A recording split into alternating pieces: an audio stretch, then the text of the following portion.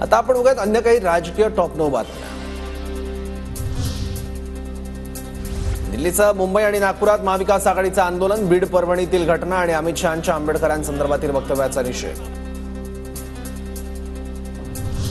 बहुमत मिळाल्यानं गांगरून गेले असतील, अंतर्गत कलहामुळे खातेवाटपाला उशीर होत असेल, प्रकाश महाजनांची टीका।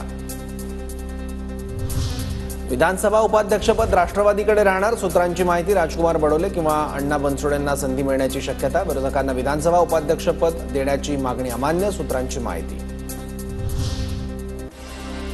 भाजपचे आमदार राम शिंदे यांची विधान परिषद सभापती पदावर बिनविरोध निवड, उपसभापती नीलम गोऱ्हेंची घोषणा, पक्षानं दिलेल्या संधीचं सोनं करणार, राम शिंदे यांची प्रतिक्रिया।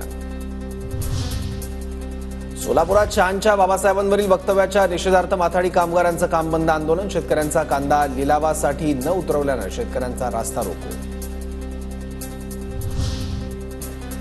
आम्ही सुरू केलेली एकही योजना बंद होऊ देणार नाही, अधिवेशनानंतर लाडक्या बहिणींच्या खात्यात डिसेंबरचा हप्ता जमा होणार, मुख्यमंत्री देवेंद्र फडणवीसांची माहिती। अजित पवारांना सगळे कायम उपमुख्यमंत्री म्हणतात, पण अजितदादा एक दिवस नक्की मुख्यमंत्री होतील, त्यासाठी त्यांना शुभेच्छा, देवेंद्र फडणवीसांचं विधिमंडळात वक्तव्य।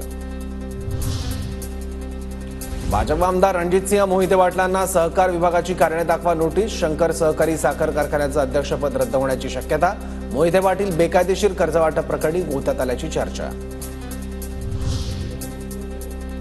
रणजितसिंह मोहिते पाटील फक्त कागदोपत्री भाजपचे आमदार, 8 दिवसात त्यांच्यावर कारवाई होणार, राम सातपुतेंची टीका।